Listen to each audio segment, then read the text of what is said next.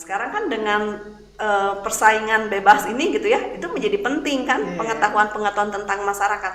Misalnya sekarang perusahaan asing mau masuk ke Indonesia tentu harus paham dulu dong dengan masyarakat dan kebudayaan Indonesia. Makanya kemudian alumni kita banyak yang kerja di bisnis gitu. Lalu yang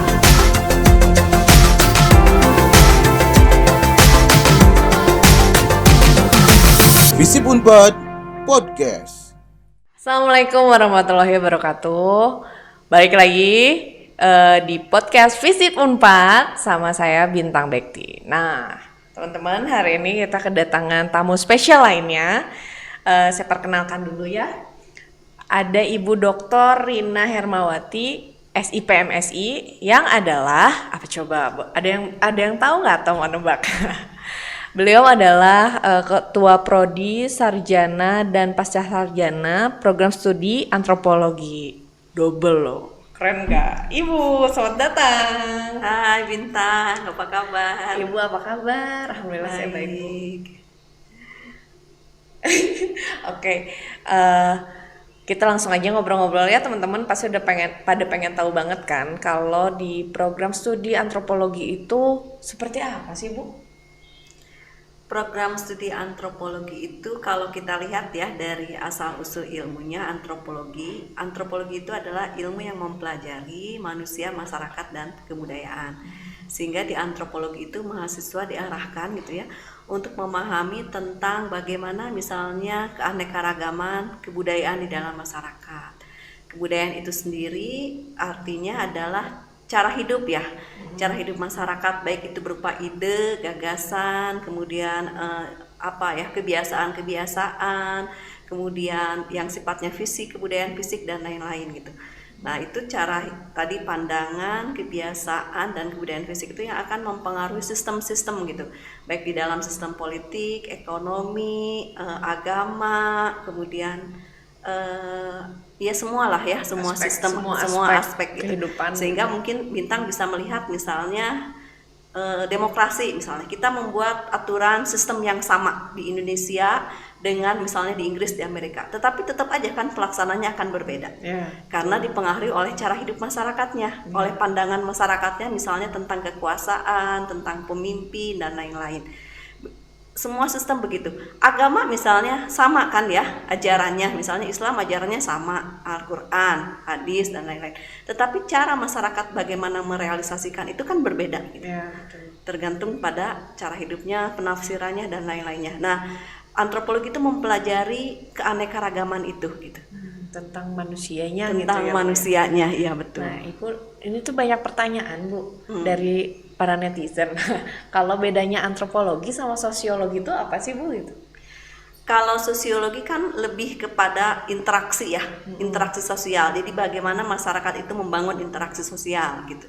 Nah, antropologi lebih dari interaksi sosial, tetapi dia tadi lebih ke cara hidup. Jadi interaksi sosial itu kan hanya bagian dari dalam kebudayaan. Misalnya kayak sekarang pandemi ini kan melahirkan interaksi sosial yang berbeda dengan ketika sebelum pandemi ya. Betul. Nah itu mungkin dipelajari di dalam sosiologi, pasti dipelajari di dalam sosiologi. Nah di antropologi interaksi sosial itu adalah wujud kebudayaan yang kedua, yaitu yang tadi kita ngomong kebiasaan dan lain-lain. Masyarakat mudik itu adalah kebiasaan. Nah lalu di balik masyarakat mudik itu kemudian antropologi mempelajari juga apa yang ada dalam pikiran orang gitu ya. Pandangan-pandangan kenapa sih misalnya orang harus mudik, apa sih makna di balik mudik itu dan seterusnya. Jadi kebudayaan itu tidak bisa hanya satu aspek, misalnya aspek interaksi aja, aspek perilaku aja, tetapi di dalamnya ada pikiran-pikiran yang melandasinya. Itu yang bentuknya nilai, norma gitu ya dan lain-lain gitu. Oke. Nah, menarik sih, Bu, ini tentang manusia ya, Bu ya. Nah, untuk kegiatannya sendiri gitu, Bu, di program antropologi baik di sarjana dan pasca sarjana ada apa aja sih, Bu, secara akademik sama non akademik gitu misal? Kegiatan akademiknya antropologi itu sudah pasti ya. Kalau kegiatan perkuliahan kita fokusnya pada 6 aspek sebenarnya.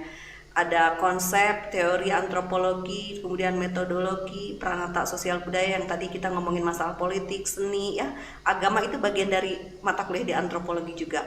Lalu kita belajar tentang kompleksitas kebudayaan dan masyarakat, kita belajar tentang pokok-pokok persoalan pembangunan gitu.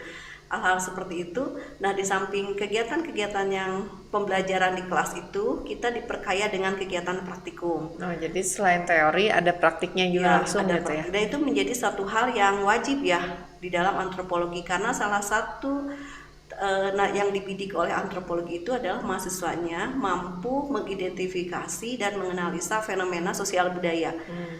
Maka dia harus terjunkan ke dalam masyarakat melalui kegiatan praktikum. Praktikumnya kita desain sedemikian rupa supaya mahasiswa itu bisa mempelajari tadi keanekaragaman masyarakat dan kebudayaannya. Jadi ada saatnya masa praktikum ke masyarakat nelayan. Kita misalnya pernah pergi ke Pangandaran, ke Batu Karas untuk memahami ya bagaimana misalnya dari mulai sistem mata pencahariannya gitu dan lain-lain di masyarakat Batu Karas itu. Kemudian misalnya masyarakat adat gitu ya, kita pernah pergi ke Baduy, ke suku Tengger dan sebagainya. Seru ya Bu, jalan-jalan ya Bu. Ya, jalan-jalan masyarakat perkotaan yang deket-deket pun kita suka ya. Misalnya masyarakat perkotaan kita melihat buruh, kita perginya di Brancakek banyak pabrik, pergi ke situ gitu. Seperti itulah kalau kegiatan-kegiatan akademiknya. Kita juga banyak mengundang ya dosen-dosen dari luar gitu ya, baik pernah beberapa kali dari luar negeri misalnya, kemudian dosen tamu dari universitas-universitas lain, termasuk juga tenaga ahli yang praktisi gitu. Lalu selain itu kalau non akademik itu banyak kegiatan-kegiatan kemahasiswaan ya, kegiatan kemahasiswaan yang tujuannya untuk mengembangkan minat bakat mahasiswa. Jadi di antropologi itu, Human itu ada database mahasiswa, minat bakat mahasiswa. Misalnya dia tertariknya di bidang olahraga, dia tertariknya di bidang kesenian. Nah, kita berupaya membuat kegiatan-kegiatan kemahasiswaan yang sesuai dengan minat dan bakat tadi ya. Jadi selain dari akademik didukung juga non akademiknya gitu ya Bu ya. Non akademiknya gitu, seperti itu. Bahkan itu Human itu termasuk yang aktif ya. Dia hampir setiap minggu ada saja kegiatan gitu. Entah itu cuma sekedar pentas seni, entah itu kegiatan wirausaha gitu dan lain-lain, itu selalu ada gitu kegiatan-kegiatan non akademik seperti itu. Tapi tujuannya tadi tetap ya, kegiatan non akademik ini juga tujuannya harus menunjang kegiatan akademik. Oh ya. Jadi saling melengkapi gitu ya Bu, ya, lebih kuat gitu.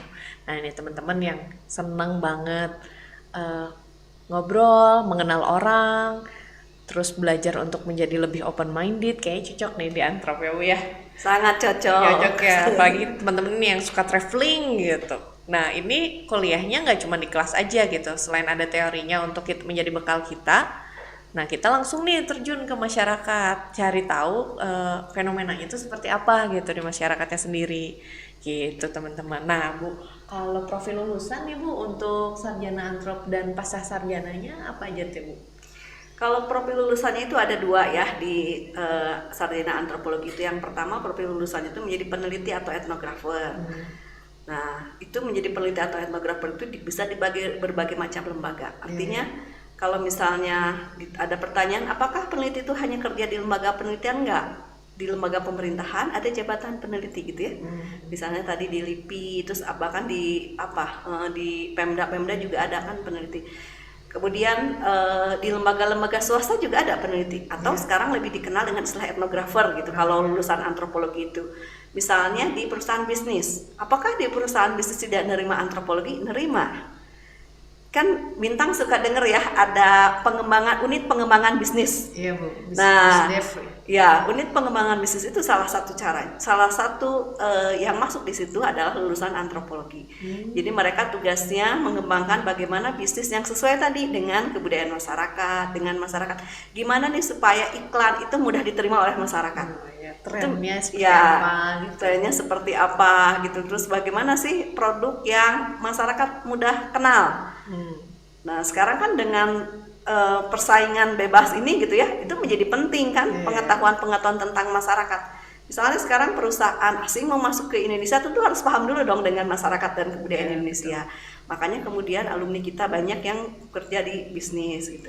Lalu yang kedua itu tenaga ahli sosial budaya. Nah ini tenaga ahli sosial budaya itu juga bentuknya menjadi banyak ya. Itu kan globalnya tenaga ahli sosial budaya. Tapi di dalamnya ada misalnya tenaga-tenaga CSR. Nah CSR kan itu juga ada ya di semua perusahaan gitu, bisnis dan pertambangan. Banyak alumni kita yang bekerja di pertambangan, misalnya ngurusin CSR, kemudian di perkebunan dan lain-lain gitu ya. Termasuk tadi di perusahaan-perusahaan bisnis. Lalu misalnya ada kalau di Pemda itu sebagai tenaga pamung budaya gitu, yang kerja di berbagai macam dinas. Jadi sebenarnya hasil kemarin ya tracer study prodi yang terakhir itu ada sekitar 150 data ya yang masuk dari alumni. Pertanyaannya kan sederhana, ini alumni kerja di mana nih begitu keluar gitu. Nah ternyata saya cukup bangga gitu, pekerjaan alumni itu bervariasi gitu. Nah kemarin itu hasilnya datanya kurang lebih sekitar 40% itu jadi etnografer tadi ya di berbagai macam perusahaan. Terus sekitar 25% menjadi ASN, pegawai negeri sipil. Lalu ada lagi sisanya itu ada perbankan, ada pertambangan, ada yang kemudian perusahaan-perusahaan swasta juga gitu. Itu sisanya seperti itu, tapi artinya terserap gitu ya, terserap dengan baik di dunia kerja. Lalu bahkan beberapa di antaranya yang kemarin saya survei di 2015, di angkatan 2015, berarti baru lulus di tahun 2000 ya. Kalau 2015 itu 2019 lulusnya. Angkatan berapa tuh? 2000. Oh, ya. 2000. Yang yang lulusan tahun kemarin lah. Angkatan kalau angkatan 2016 kan baru lulus 2000, kalau 4 tahun itu 2020 ya. Baru lulus 2020 berarti baru setahun yang lalu lulus. Nah, saya survei di angkatan yang 2015 2016 berarti mereka ya yang fresh graduate berarti mereka baru lulus di 2019 dan 2020 ya. Ternyata banyak di antaranya yang begitu lulus bekerja gitu. Langsung gitu ya. Jadi nggak sulit untuk Ya, bekerja gitu. kemarin sih rata-rata saya bikin angka rata-rata yang bekerja itu hasil survei itu 2 bulan, 3 bulan dan 6 bulan langsung diterima gitu. di tempat kerja. Beberapa di antaranya bahkan ada yang belum lulus sudah bekerja gitu ya.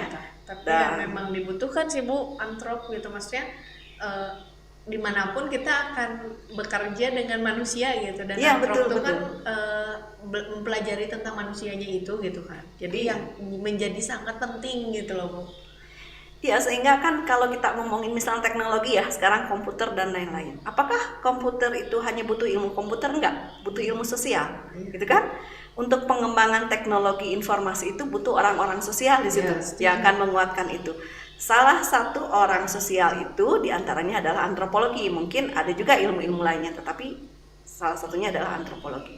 Begitu juga obat atau dunia kedokteran misalnya sekarang. Nah sekarang antropologi juga banyak dicari nih oleh orang-orang medis. Ketika misalnya sekarang pandemi ya, masalah pandemi kan pandemi itu bukan sekedar bagaimana mengatasi penyakit ini, tetapi bagaimana misalnya mendisiplinkan masyarakat supaya taat kepada protokol kesehatan. Tentu itu butuh kajian-kajian yang sifatnya sosial kan, salah satunya tadi antropologi.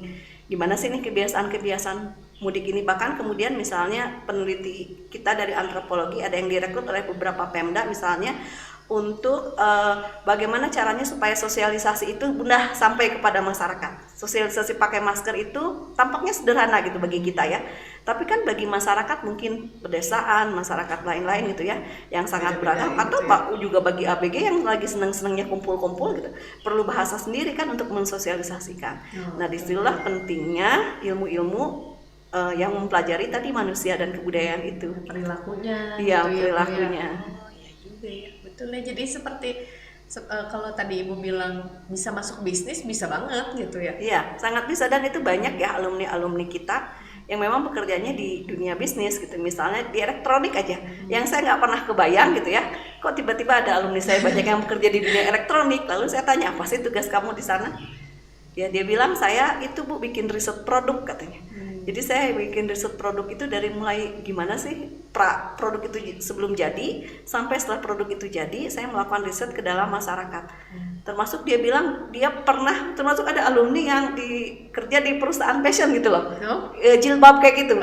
Jadi dia misalnya kalau jilbabnya modelnya kayak gini, bahannya kayak gini, kelompok ibu-ibu yang mana nih yang suka gitu. Jadi market research gitu. Iya, market research kayak gitu. Karena kan beda-beda ya, kalau yang kayak gini sukanya ABG yang gini, kalau ABG sukanya warna apa sih? Nah itu kan butuh riset ya. Nah riset itu bisa dilakukan baik oleh tadi yang kuantitatif, kualitatif maupun antropologi. Cuman kelebihan antropologi dia bisa membuat riset etnografi gitu. Ya, makanya dibutuhkan gitu. ya oleh dunia tadi bisnis dan lain-lain. Keren banget. Nah Bu, kalau misalnya ada teman-teman di rumah yang pengen lebih tahu gitu Bu tentang antropologi, ada nggak Bu media sosial atau website yang bisa diakses gitu Bu? Ada web antropologi ya, antropologi Visip Unpad ID ya, itu di situ semua kegiatan antropologi ada di situ. Termasuk tadi kalau mau lihat profil alumni ada di situ. Oh, di situ juga ada. Di situ ada ya, prestasi mahasiswa ada di situ. Jadi kalau mau lihat ini alumni antrop kerja di mana, itu di situ kita bisa lihat misalnya ada alumni antrop yang bekerja menjadi direktur di bidang pertambangan. Kemudian ada di perbankan dan lain-lain gitu, itu bisa dilihat di profil alumni.